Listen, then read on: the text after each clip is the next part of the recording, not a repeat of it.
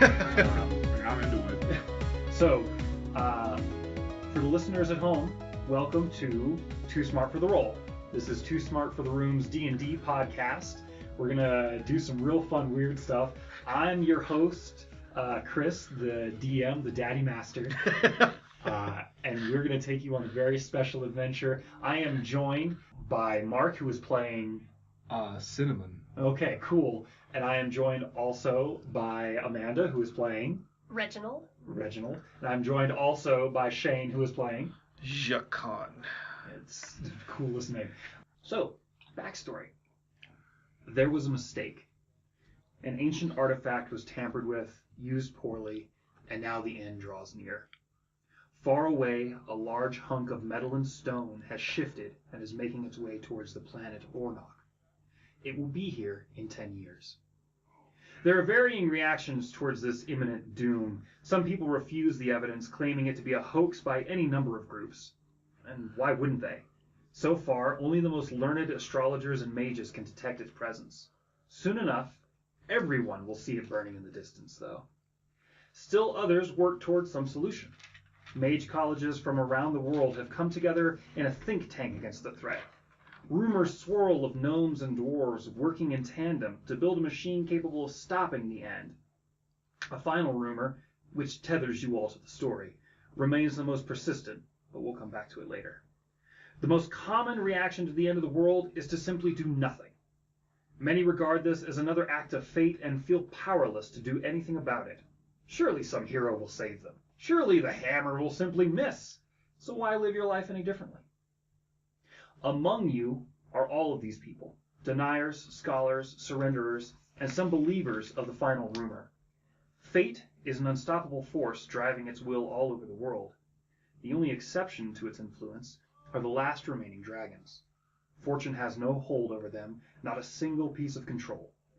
And some have speculated that to repel the ball of metal and death, that some now call the hammer of fate, one must seek the power and blessings of the dragons. Only with their strength behind you will you stand a chance of severing the bonds of destiny on this world. Drawing a little bit closer into the actual players. Useless King Billy of the Kingdom of Welled believes in this and many other rumors about the Hammer of Fate. He's seen potential in the coming apocalypse and the thwarting thereof. If some heroes truly can save the world, then they'll be remembered for all time. But if those heroes come from his city, then he and his kingdom shall also be remembered and revered. Think of the potential profit in that.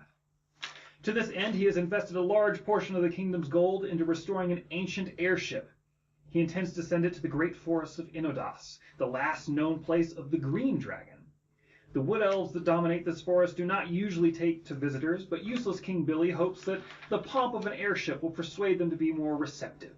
Barring that, he hopes to fill the ship with quest-hungry adventurers, and that maybe their tenacity will persuade the elves to reveal the slumbering behemoth. This is where you come in. A general call to adventure has been given throughout the city of Welled. Adventurers of all shapes and sizes have made their way aboard the airship, the Titanus Pilgrim. As we near liftoff, we hear shouts from the crowd, fireworks go off, and a few stowaways are pushed from the railing. After several moments you're high in the air, and several more you are off to your future. We join you a few weeks into your travels as you begin to cross over the Lazuline Wastes, a huge desert of opalescent sand, territory of the tyrannical Blue Dragon and of the Sapphire Chapel. So, who are you, and why are you here? Let's start with Cinnamon. Are you okay, Cinnamon? I'm fine. Just had to get my voice right. My name is Cinnamon, and I'm trying to find my boyfriend, Brad. So that's why you came upon this airship? Well, see, I used to be this devotee of the fertility goddess Shub-Niggurath, and then, I was at this party with Brad, and we're out in the forest, and then, he was all like, oh my god, Cinnamon, I gotta go find this thing. And he, chased the slide off, and I was like, Brad, where did you go? And he was gone. And then, my dark lady appeared before me and was all like, oh, Cinnamon, if you take my quest and become my champion, I will totally help you find Brad. And, she pointed me in this direction. She was real vague about it, but she was all like the green forest and stuff like that. Because, like, deities work in mysterious ways. So that's what I'm doing. Trying to find Brad. And, maybe, just maybe, I can find myself along the way too. Oh my god. Alright. Stop. We're Put up with this for a Annoying. gonna have to cut back the voice a little bit. The whole thing. All of it. Scratch it, new character. Yeah, 10 seconds in, I was like, You go sit over by Shane. So, Amanda, a new voice to the Too Smart for the Room podcast, family of podcasts. People may not have heard. But tell me, who are you? What are you doing here? well, my name is Reginald, and like Cinnamon, I guess my God told me to come, and I respect him and all of his wisdom, so he told me to come. So here I am. So you've been told just to board this airship. Was there any reason given? Board the airship, and things will be explained. Things will be explained. Sounds like a god. Yes, absolutely. That's great. What was your god's name again? Don't worry, I can edit a bunch of stuff. So. I just know he's a super cat. Yeah. Either that or he worshipped cats, or cats worshipped him. Or He's like a cat god. I don't know, Cat man. guy. Like, he's sort of something. What if I talked like this? Is that more preferable to you? Sure. I think she's scared of the person you might become. Why don't you just talk normally? Because I'm a girl. I'm an 8-foot tall girl. Yeah, and girls talk like this. Cinema does, and you speak giant. It's very predicated on verbal sounds. You've got to sound it's like okay, Lumpy Cinnamon. Space Princess. It is too Lumpy Space Princess. It's very much Lumpy Space Princess. That's copyright. And I looked at my dad, and I was all, lump off, Shubnagurath. Where's Brad? So, the god you served is named Bast. It's the goddess of cats and vengeance. Chaotic good alignment. Goddess of cats and vengeance? Cats and vengeance. Okay. Yep, you are the god. You serve the goddess of cats and vengeance. No, I totally found a way to flip this. It's cool. And give me the name one more time. Bast. B-A-A-S-T. I'm sorry, B-A-S-T. There's no double A, but you can have double A in there if you want. Oh, I'm still with it. Rough Sure, transitions. Egyptian gods are copywritten too, so. That's right, yeah. I better put that double A in there to keep us all safe. I'm pretty darn sure, that the Egyptians, they got in with Disney and they got copyright law going. You never know. Nah, man, they're DreamWorks. Did you see Prince of Egypt? They get all upset. Prince of Egypt was so good. So, that leads us to the last. Jacques Khan, who are you and what are you doing here? My name is Jakan. I am a former officer in the military. One day I was sent in to clear out a village, and the general who was leading my unit decided to kill all women and children. And to me, that was a sin. So I could not kill the person that they wanted me to kill, who was a 14-year-old boy. So as I was leaving, my general told me to either kill him or I would be killed myself. So I killed that 14-year-old boy. I took his head clean off. And then right after that, I took my axe and I cut my general in half. At that moment, I left the military because I knew they no longer was who I was anymore. But now I am out on an adventure. I'm no longer the young, spry soldier that I used to be. But I need new adventures now to help clear my mind and clear my head of that terrible, horrible night. So you've been sort of, since the military, what have you been doing? Freelance work for the government. You work for the CIA? I work for a company that has no initials. Oh, okay. That's right. So I'm going to want some of those stories so we can work that in. That's all. That would all be classified information.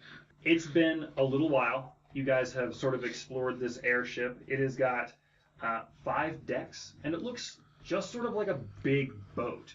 On the top deck, you've got your, it's the poop deck, essentially. It's got 2 giant sails on it. There are 2 rooms in the front and back that you can go into. One is like a conference room, sort of, where the military personnel would meet and convene. In the front, you have a visiting room and the captain's quarters as well. On the second floor, it's mostly cargo. There's a bunch of just big boxes and stuff like that, and I'll share the map with you guys here in a little bit if you'd like to see it. But on the second floor, there is also some fan wings that come out on the front and back to keep it stabilized.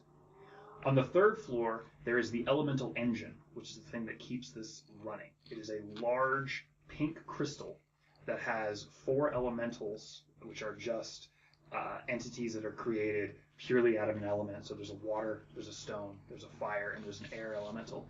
And they are constantly swirling around and fighting with each other, and the energy of their mere existence and their fight is what powers this ship.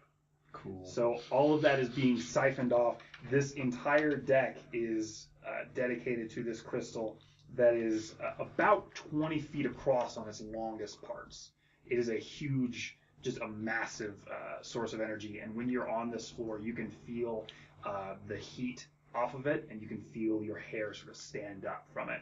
There's several engineers that maintain this thing, but there is one sort of engineer that is the head engineer that makes sure that it continues to go. This floor is also covered in windows.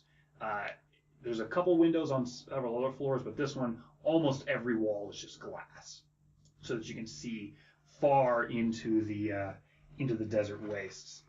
The bottom 3 floors continue to get smaller and smaller. The 4th floor is what you call like the deluxe cabins or the high cabins. You guys are not on this floor. You guys have been relegated to a floor a little bit lower. The 5th floor, which they call the low cabins.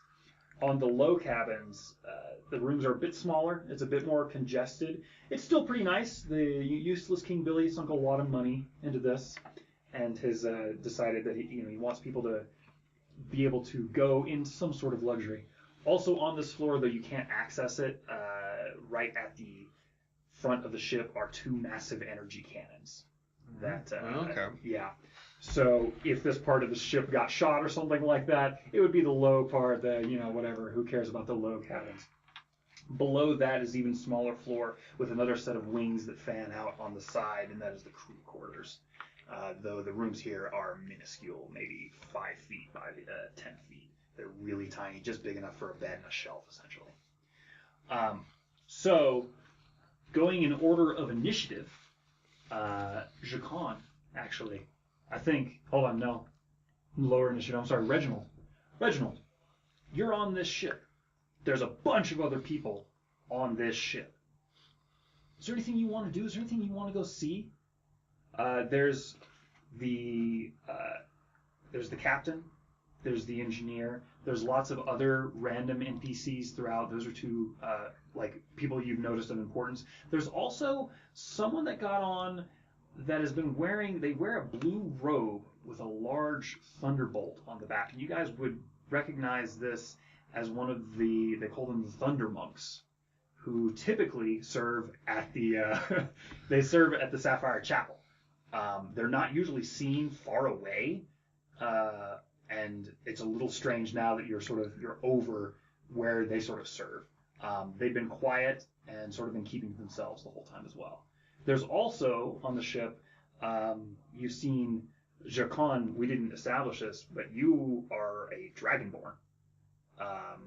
Reginald, you're a human, and Cinnamon, you are a Goliath. Goliath Warlock, and then we've got Human Cleric, and then Dragonborn Fighter, for the people listening at home. There's also 2, you've seen 2 Dragonborn on this ship. There is a young boy who is, you'd say, about 7, who seems to hang on to his mother, who's also a very slender Dragonborn. Typically, Dragonborn women are a bit bigger, a bit more bred for battle, but this one seems to be almost regal in her way. But Reginald, is there anybody or anything at the ship you want to go see? Let's assume right now that you're standing on the top deck and just looking out, and as far as you can see, there is a pale blue desert that encompasses nearly everything. You can see small villages speckling throughout it. You can actually see real far down, about 200 miles away almost, there's a large building that you recognize would be the Sapphire Chapel. No. No? No, I like to keep to myself. You like to keep to yourself? Okay. As you're keeping to yourself and watching up on the deck, Yeah, I like to just sit and people watch. Yeah. You're going to notice something smaller than all these humans sort of running around on the deck. After a little bit of observation, you're going to notice that there is a small black cat that has caught your eye. And it seems to be stealing small bits of food from people's pouches. Anything you want to do about this cat, or do you want to just watch it steal some food? I'll let it do its thing. Let's do its thing. Yeah. Okay. After a little bit of time, it does notice you, and just the presence of the god that you serve seems to be enough to sort of like quell it. And it comes and it just sort of sits beside you for a while. And we're going to jump over then to Cinnamon. Cinnamon, what are you doing? Well, I guess my voice is annoying, so the first thing I'm going to do is cast Prestidigitation on my vocal cords. So maybe now I'll be more attractive and less off-putting to those around me. Okay. Excellent. Glad that one worked out. So what do you want to go do? I don't know. I think I'm going to go check out the, I don't know. This is such a nice ship. It is very beautiful. It's been restored to its former glory entirely. The metalwork is amazing. I think I'm going to go look at the metalwork along the railings. The metalwork along the railings? Yeah, it reminds me of home. It's Okay. nice. So you're up on the main deck and checking out some of the metalwork. It's not very ornate. Darn, looked better from far away. Yeah, it's sort of just like brass, and you can see. Give me a perception check. I don't know. It should say right beside it. Oh, wisdom. Oh, Wisdom. I So should just be make a fine. wisdom check. Essentially. Got a 15. A 15. I mean, 15. You're gonna notice that it's a little chintzy. It's maybe not as well put together as you thought it was. It looks really nice, but as soon as you put your hand up on it, it sort of rocks a little bit. Wow, I knew Billy was cheap, but this is crazy. Yeah, useless King Billy seems to be a little bit extra useless. Dirty boy Billy. As you're sort of standing there, something you're going to notice is that there's a large, there's a moderate explosion behind you in the air. And as you turn around, you see there is a wizard who is standing there, basically throwing bolts of energy up into the air, creating fireworks, and he's got a little bit of a show starting to build around him. We're going to jump over to Jacon. Jacon, what are you doing? I am trying to talk to the military officers that are on board. Okay. I want to try and get a view of that energy cannon that is on there. Okay. Because, well, to me, I want to make sure that the ship is prepared for anything involving military or just anything that would endanger the lives of these wonderful people that have decided to join us today. Okay. So it's pretty easy to find military personnel. Several people from Welled, several of the military officers have elected to go upon this mission as well. Billy did not have to actually make anybody do it because a lot of people saw this as an opportunity to make a difference in the world. So you'll find some military personnel in the cargo hold. Most of them are sort of just sitting around, but you'll notice that near the front of the ship, you would have already discovered there was actually a small brig. Now, this wasn't in use when it first started, but now it's definitely in use. And as you're talking to some military personnel, they'll notice your physical prowess and will invite you over to what they're lovingly calling our little fight club. You'll go up to the brig, which is just there's several barred areas, but there's a larger area in the center where the guards would typically sit, and you can see there is a gnome in there fighting a rather large human, and they are just going at it. Big smiles on both their faces, having a good time. Well, being someone who, well, I've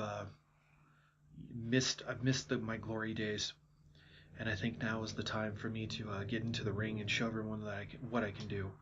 Granted, I am older than most of these other people, but I know a lot of different techniques that will definitely help me in these fights. Okay. So we're going to cut, and we're going to go back over to Reginald. Reginald, this cat... this cat sneezes. Yes. It's real weird. Get to me. Yeah. You're allergic to cats and you serve a cat god. I like hypothetical cats, but I love this. That's canon now, just so you know. Allergic to cats. Serves the cat god, but can't send him. I've received an oracle. How do you know? I can't see. My eyes are watering. My nose hasn't stopped running for 3 hours. I need a Benadryl.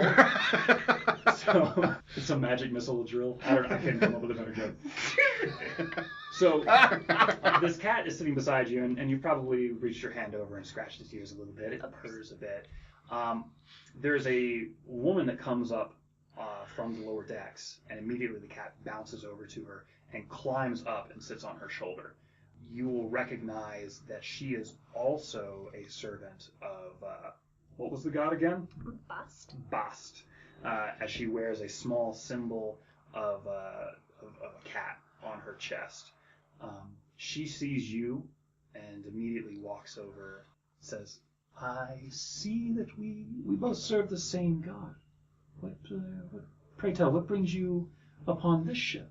The god in question has told me to arrive. Interesting. Well then, maybe we could be of some use to each other. There's many people here who haven't held so well under the pressures of this ship, and truth be told, there's a few people who are taking it out on one another in their little fight club. We've got some injured, and I just can't keep up with it. Would you lend me a hand? Absolutely. Okay. So she brings you down to the cargo deck, and you see this fight ring going on. You actually see a large dragonborn person sort of up against the cages, just sort of ready to go. And there is a small group of people who are laid out on just bedrolls, whatever they could find. Some of the boxes, cargo boxes, have been opened, and just like padding has been set on the ground from them. And she will ask you, there's one person lying there, and she says, I'm running out of spells for the day. Would you mind taking care of this one? And there's just an injured human male laying there. So what are you going to do? I'm gonna help him. You're going to help him? Absolutely. Cool. So cast your healing spell. Okay. I believe you did you take Cure Wounds as a spell? I don't think so. But I can use all of them, Yes, right? because I can you're write it a down. cleric. That's okay. Yeah. So it's 1d8 plus your healing modifier. Okay. So that guy right there. And you don't have to roll anything to do this. You just have to be able to touch them. Okay. As long as they're a willing participant. Well, no. I'm saying you don't have to roll anything to hit. But you do have to roll to see how much you heal them for. So roll gotcha. that die 8. Okay. 5. So 10 points of healing. And this guy that was just sort of bruised and battered all over his face, he was missing a few teeth. Okay. He looks up at you and just is like, thank you, you're an angel. And then like passes out. He's less bruised now, but your healing was not quite enough to fix all the damage that he sustained. However, he's no longer internally bleeding. And some of his teeth come back. Not all of them. No tooth fairy denied. So jumping over to Cinnamon, this wizard is just casting some magic up in the air, making a big show for everybody. What do you want to do? I don't know. I find his blatant use of magic sort of offensive. Mm-hmm. Magic is a thing to be respected and not to be used for cheap parlor tricks. Okay. So I think I'm going to go ahead and cast voice. Just prestidigitate over in the corner. Just hack!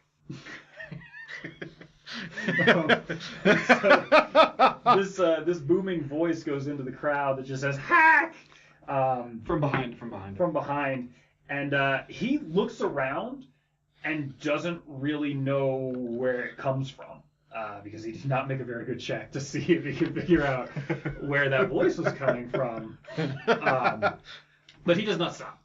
He, after a brief moment, he continues to throw some bolts up into the air, and you see him actually, at this point, he starts to summon some larger magic and summons a fireball spell and just shoots it up into the air, and it is a massive, luminous explosion. So not okay. Yeah. Do you want to go do something about it? What a tool. No. No, you don't want to do anything? Maybe I do. Let me check my papers. I don't think you're going to be able to beat him down, but, like, you know, you go talk to him. Tell him he's a hack to his face. Cinnamon's no coward. I'm gonna prestidigitate on his crotch. Okay. Wherever there's a natural bend. Uh-huh. It's gonna get wet. So you're going to make him look like he peed his pants? Yeah, I am. Okay, he's definitely going to get a saving throw versus this. He definitely makes that saving throw because he's a wizard. One would hope. Yeah. And this time he definitely figures out what's going on. So he turns to you and he says, "Hey! Hey! What are you doing? Hey, Abed! What are you doing? I'm trying to do some cool stuff over here." And he walks up to you and he's all, you cast magic too, huh? I've been known to throw a spell or two. Okay, show me what you got. I'd really rather not. And he immediately forms a mirror version of himself and steps behind while the mirror version steps up to you and starts to, like, swirl some magic around. He's like, no, come on. If you're a woman enough to make me look like I pissed myself, you're a woman enough to take me on. Come on, I won't hurt you that bad. We'll just have a little fun wizard battle.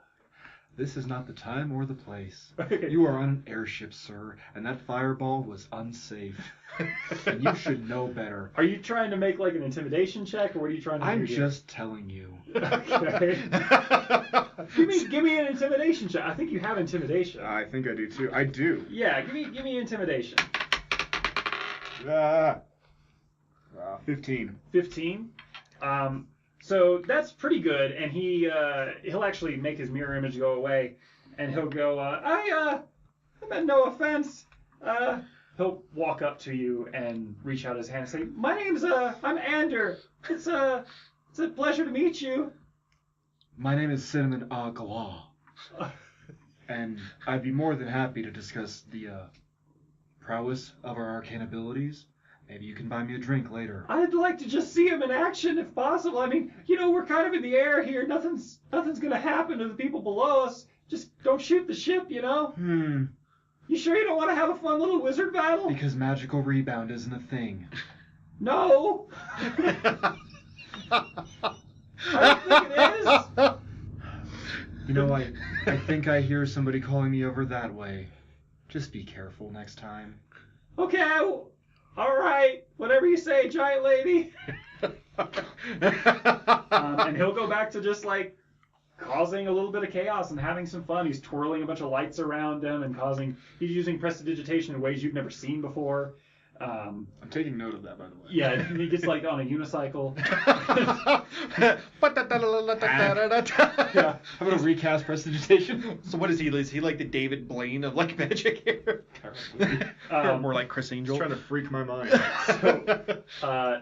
Reginald, this woman in black will introduce herself. She will say, I'm very sorry, but we did not get properly introduced. I'm Ertel. And she will reach out her hand. It is a pleasure to make your acquaintance. It's a pleasure to make your acquaintance, Ertel. You seem to have done quite well here. I wonder if you might be more assistance. It seems as though there's going to be a little bit more bloodshed over there. And she'll point to Zhao Khan. The gnome gets handily beaten. He gets beaten to the curb. There's one just sort of dirty kick to his side. And then the man inside will raise up his arms just like, it's time for the next victim! Flexing and just making a big scene, and he will point directly at you. And he'll say, "Dragonborn, I've never had the opportunity to fight one of those. Get in here!" I will come in there, and I will show you the proper ways of the Dragonborn. Okay. I'll snap son. So he'll say, "Fists only, no weapons. Let's go." So are you gonna take off your sort of weapons and things? I will take everything off, and I will show him the true ways of the Dragonborn. Okay. Of how I can split his skull with one pinky finger. Okay, so this is a fight club, not a death club. But okay. So The boy's talking smack. He needs to be taught a lesson. the gate will be open for you, and he will reach out his just big burly hand, and he will say, "They call me Sor. Nice to meet you." Sore is what you will be after I'm done with you. You're not the first one to have made that joke. You've never fought someone like me before. My name is Jakan. Okay. And he will introduce himself as well as, like, he is actually the captain of the guard here. And he's, I've been doing this fight club to, raise awareness about the weaklings that we have on this ship. You've been doing this fight club because you are one of the weaklings on this ship. Oh, I'm gonna enjoy beating your skull in.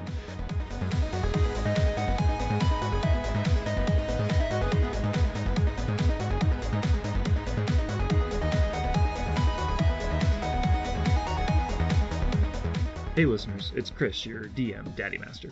I just wanted to jump in here and say thank you for listening. This is a project we've been trying to get working for a while now, and it means a lot to us that you would take the time to listen. Hope you're enjoying yourself so far. I know it's a bit of a wonky start, but man, this is just so much fun to make. I'd like to give a big shout out to Kriowitz for the use of his music in this episode. If you like what you hear, there'll be a link to his page and such in the show notes. If you're enjoying so far, then it would be great if you could hop on over to iTunes and leave us a review, tell your friends, or visit our Facebook, Too Smart for the Room, or our Twitter at the number 2 smart, the number 4 the room. Also, our mother podcast, which is, you guessed it, Too Smart for the Room. We try to teach you something or introduce you to a new idea. It's edutainment, because we still talk about male genitalia. Last thing I'd like to recognize is the people that made this possible. Specifically the guys at the Adventure Zone and Matt Colville for being just huge inspirations, and to my regular gaming group, the Goof Troop, for helping me fumble my way into being a better Daddy Master. Anyway, please let us know what you think, and thanks again for listening.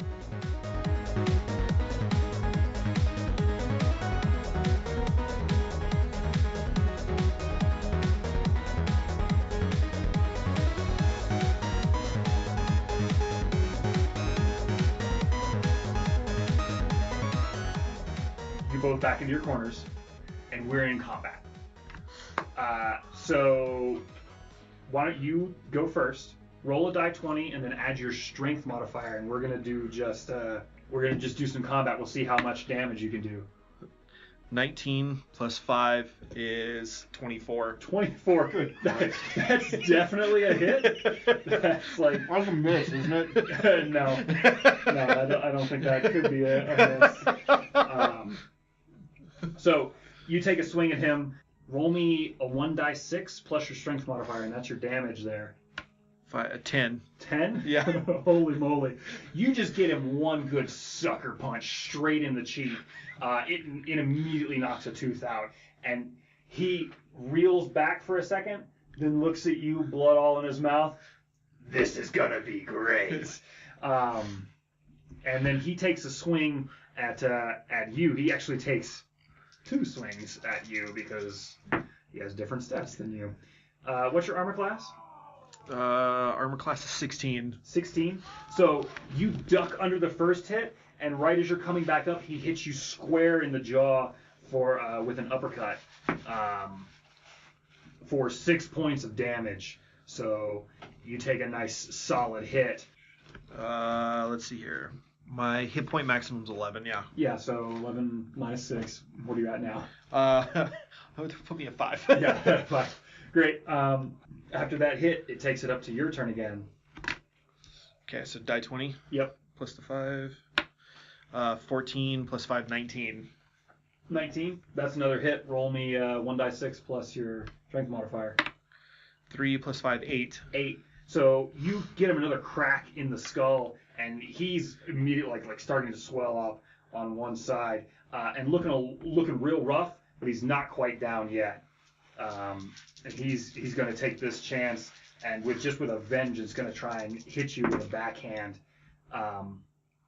And he hits you squarely with that backhand, and does 9 points of damage. So, what was your thing? 5 hit points. That's all I had left. So, we're gonna say you're down to 0. He knocked your ass down on the ground. Shit. You just are splayed out, and you're barely conscious enough to feel a couple burly hands like dragging you over, and cutting over to Reginald. You see that Dragonborn, you saw that fight, and Cinnamon, you would have at this point gotten a little bored up top and would have also seen him get knocked the heck out. And see this Dragonborn, which is sort of a rare occurrence. Dragonborn, they look like humans except they're all scaly and reptilian. There's not a whole lot of them in this world, so it's sort of neat to see one in the wild. You may have actually never seen one up until now in your entire life. But he gets drug over to you, and Erdl sort of looks at you expectantly. I believe he may need a little bit of help. She's taking care of the gnome that got his butt handed to him, and wants to see sort of what you can do. So, do you want to heal him? Sure. Or you don't have to. By all means, I am a helper. So roll me that die 8, and then add your +5 to it. Okay. 7. 7 grand total? No, this is die says 7. Okay, So so add 5 to it? Yeah. 7, 8, 9, 10, 11, 12. So you get healed 12 points. So you're back up to max. And you're feeling good, but a little bit ashamed. I was this great fighter, and all of a sudden I'm not. Yeah, it sort of pulls you back into who you really are. Because, yeah, you used to be a really amazing fighter. Now, not so much. So, Jacan, you've just been revived by this Reginald man who... Describe yourself, Reginald. What do you look like? I'm pretty sexy, so...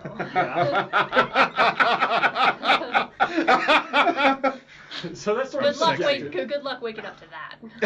Yeah. Jacan learned something about himself today. Shakan found out something new. He never thought it would happen, but it has happened. I don't know. I keep having this weird struggle between buzz-cut military man and like that guy from Lord of the Rings with the flowy brown hair. Aragorn, son of Arathorn. Yes. I mean, hardened but very feminine still. Yeah. He could be a military man with that. You could do both.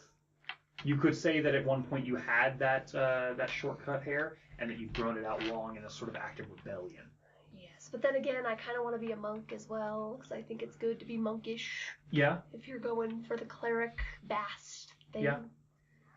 It's up to So you. I think I'm gonna go. I am stunningly handsome, but extremely bald. Okay. So no hair. Hair, maybe a couple scratches, a couple scars. Cat scratches. On my cat scratches on my war-torn face, but there's a knowledge there. Is there any facial hair? I don't think so. No. What's your charisma out of curiosity? Charisma. I have a 12. A 12. So that's pretty good. Your charisma is sort of a culmination of your personality and your attractiveness. Okay. So with a 12, it's likely that yes, you are very attractive. Maybe you don't get along with people so well though, so that's sort of the trade-off. 12 is still high, like average is like 9 and 10. So maybe just every so often you can come across in a bad way. It's however you want to play it. I think so. Yeah. My backstory, I'm a little more introverted, so I think I'm Yeah. gonna stay that way. That's- Stay kind of to myself. Yeah. A little standoffish, perhaps. That's totally fine.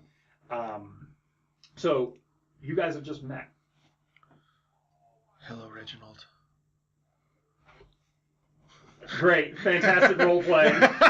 Aren't you a theater major? Disappointed at both of you. You more so shit. I just feel like I would not, or my character would not. which is not. He'd be like, huh. Yeah. At this Like, point, I'm not trying to like get all touchy-feely with anybody. So. at this Yeah. point, I have been ashamed and I have dishonored my name. I am not exactly in the mood to meet new people, but I am thankful for this person who has healed me and got me back to my former glory. Okay, that sounds great. So, Reginald, you are told by Erdl, I believe we need to maybe watch out. There are people aboard this ship that I'm not sure wanted to reach its destination. I believe I can trust you with this information as you are one of my own, one of our own. But there are strange happenings. And I have heard cries in the night from things that shouldn't be on or near this ship. So she'll just give you that and you can do it as you please. Cinnamon, you have seen this this small battle, and you saw this very large dragonborn get laid out and then get healed. Do you want to maybe introduce yourself to them? Hey there, big guy. Kinda got laid out there, didn't you? Yeah, I sure did. It's okay. And you? What was your name? Reginald? Well, my name is Cinnamon. That's Cinnamon. What kind of name is Cinnamon for Goliath? I didn't catch yours, Captain Knockout. At least I know what it's like to be in a real battle. My name is Jacan. Oh, Jacan. Well, Reginald, I just wanted to tell you that I saw what you did for Captain Knockout there, and that was a fine use of magic. Well done. Thank you. Tool. Stripper. So Now, just a damn minute. Number one, you have no right to assume my profession. I am wearing studded leather armor, and it covers all of me there, buddy. Just because I happen to be 8 foot tall and have large breasts and thick thighs does not for any reason let you assume that I'm a stripper. Okay, you're like mail order like. I am a Wisconsin farm girl. is this going to come to blows? Who That likes was all out of character. I don't believe so. No, that was all in canon, son. who I know you like, didn't do your character voice. That's canon. No, that's my angry cinnamon voice. that's your angry cinnamon voice. He, Well, he be scared. uses that quite a bit, actually. How would you know? I'm a girl. Well, I'll take. I mean, in real life, I'll take that. Well, at least now the truth has finally come out. As you guys are sitting here sort of bickering amongst one another, you will see the Thunder Monk has actually entered the ring. And this large man just looks down on this sort of frail-looking body and just laughs. Which one is the large one? Sorry. The large man, that would be Sor. That's the okay. Sorry. Yeah, he's the captain of the guard, and he is just so happy to see this Thunder Monk come in. The Thunder Monk actually still has a small shield on him, and Sor has allowed him this because he believes that he's going to need it. Sore's gonna feel sore after this one. Yeah. You made that joke, and it didn't land the first time. So they start into combat, and Sor just comes in full throttle, trying to hit just as hard as he can. And this Thunder Monk nimbly dodges around him for a few moments before Sor actually gets one hit in on him. But it's a small glancing blow that pushes the Thunder Monk around in a circle, who smashes Sor directly in the ribs. And Sor goes down just a little bit, and then comes back up. The Thunder Monk again turns to his front, knees him in the gut, and then you see a small blue orb of energy flow into his hand, and he punches Sor with it, and Sor flies. He soars against the bars and falls down flat on his ass, sitting up straight, knocked unconscious nearly immediately. Cheater. The Thunder Monk, his hood never even comes down this whole time.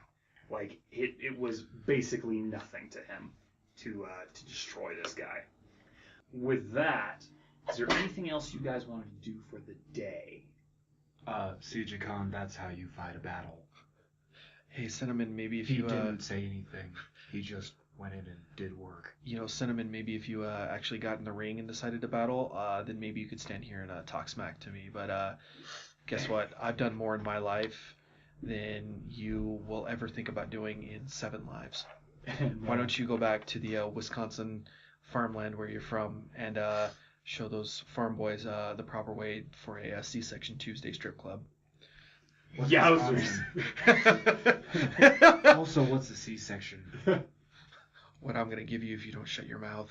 So, Ander will actually come down. And he'll say, "Oh, is there going to be a fight? I wanted to challenge him to a wizard battle, but he wouldn't do it. She. Sorry. I didn't mean to assume your gender." Assume my gender. No one's gonna listen to this. Apologies. Maybe Cinnamon's a little unsure of. Bitch, I know who I am. I don't know about that sometimes. Another beer. You guys walk away from this situation. Ander is still sort of bugging you. If he can have his wizard battle, he really wants to have a wizard battle. But you don't have to go that way. He's just being annoying. As you guys go up, you'll notice you go up to another deck. You go up to the second deck where the elemental engine is. You can see that there is just a huge battle being fought in the middle of this crystal. And you will see there's an engineer standing there giving a sort of tour. You guys have met just you've come together at the very beginning of the store, and he will introduce himself and he'll say, "My name is Jordy. I am the one who..."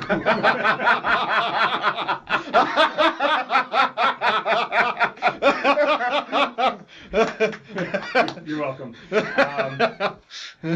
You all may be familiar with the elemental engine. We call it that simply because we do put elementals in here, but lesser known fact, it could actually contain many, many things. It doesn't have to be just an elemental. This is a larger version of what some may call, and he'll look over at you. He'll say, "I see we've got a warlock in the crowd. You may be familiar with a soul gem." Yes. Yeah. So for those that don't, soul gems can capture souls, exactly what they say. And we've basically just done the same thing here and built it up to be a bit bigger. But, if you had a big soul, you could put that in there too. I don't know, you could put pizza in there too. It doesn't really matter. You put whatever you want. Pizza wouldn't make the ship fly, though. They'll say, "You may notice that we don't have a lot of fins on the ship, any flying apparatuses. That's because this just lifts the ship. We don't really need all the sails and stuff. There's a few on the front and back that help us control it, but," point to his console, "I'm able to do most of that from here. Not many people these days can be elemental engine engineers, which is a real fun tongue twister to say. I'm one of the few that actually has been trained in this art. Airships don't go around like we used to." He'll finish up his tour by explaining sort of why they have windows around so that they can see. He'll point out a couple more consoles. But for the most part, that will be the end of your guys' interaction with him. And then we're going to cut to that night. You find yourselves, depending on where you want to be, where do you... So you could go back to your quarters, but there's also plenty of places to look and plenty of things to do. Cinnamon, where do you want to be? Is there I'm assuming there's a galley? Yeah. I would like something to eat and something to drink. Okay. Preferably an adult beverage. If I Okay. may. So they don't have what you call a typical galley here. What they've done is they've set up essentially a bunch of chairs and couches on the high cabins in front of one of the big bay windows. So you find yourself eating some just pretty bland rations. It's like some potatoes, and you do get a little bit of ale. It's not great. But you find yourself just looking over, and the sun is just starting to set and is catching the desert sand and is making it just like a violent purple. It's almost oppressive how bright and beautiful that it can be. Reginald, where do you want to be right now? Alone. Alone? Okay, so... I've had enough human interaction for the day. I've been healing people, and You find that a bunch been of rough. people are just really busily noisy in the cabins and the low cabins where you're stationed.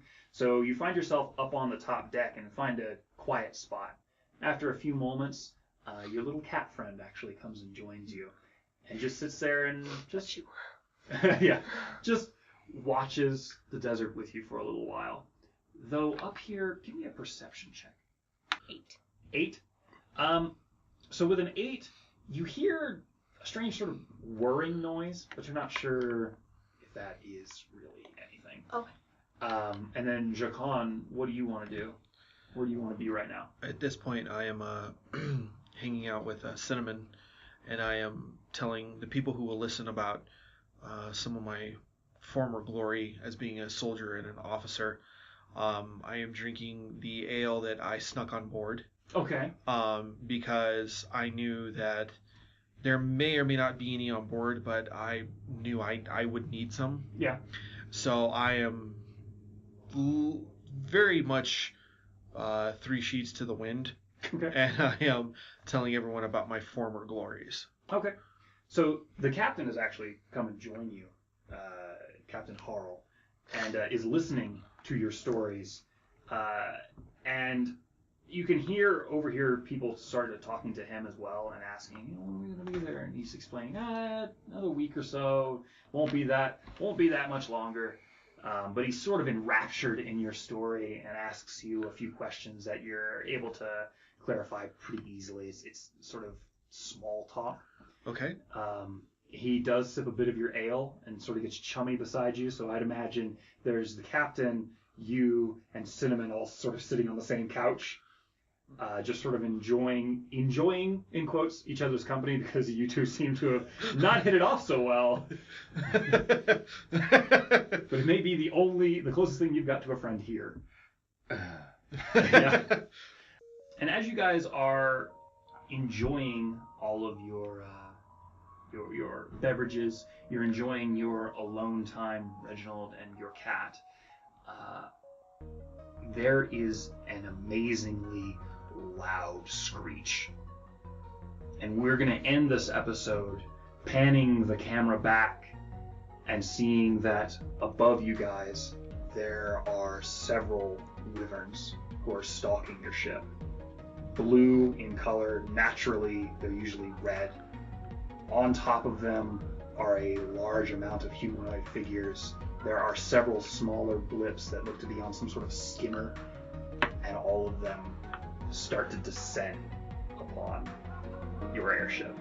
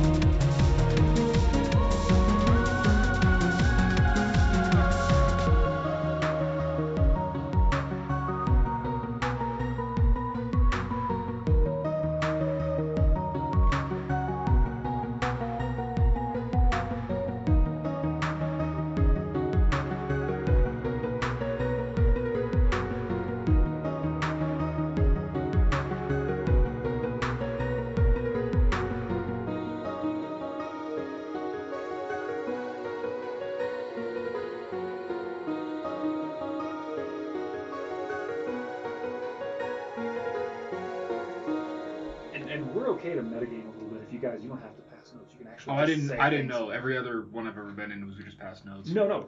By all means, Okay. talk outside of the game. Like, I Also- prefer it if you don't interrupt me directly. But like, if you want to talk about something, go for it. Also, do you want us to roll in character? If that makes sense. What do you mean? I don't know. I just. The dice is 7. Are you talking crap about me? Is that what's going on here? No, like. Do you want her to roll differently? No, not you. I mean, like in general. So like. No, I understand. So like, and you're like, yeah, roll a wisdom check. Like, oh yeah, I got a 10. I mean, I got a 10. Like, no. Okay. You, however you feel comfortable with it. Okay. Character voices are great if you want to make sure that I know what you're trying to do and what your character is actually saying. Yeah. But you don't even have to talk directly in character voice Okay. anyway. You could just say my character says something along the lines of this, and then you could roll to see if like that's successful. Okay, cool. Um, I should have asked that like an hour ago. That's okay. The first session's always going to be a little weird.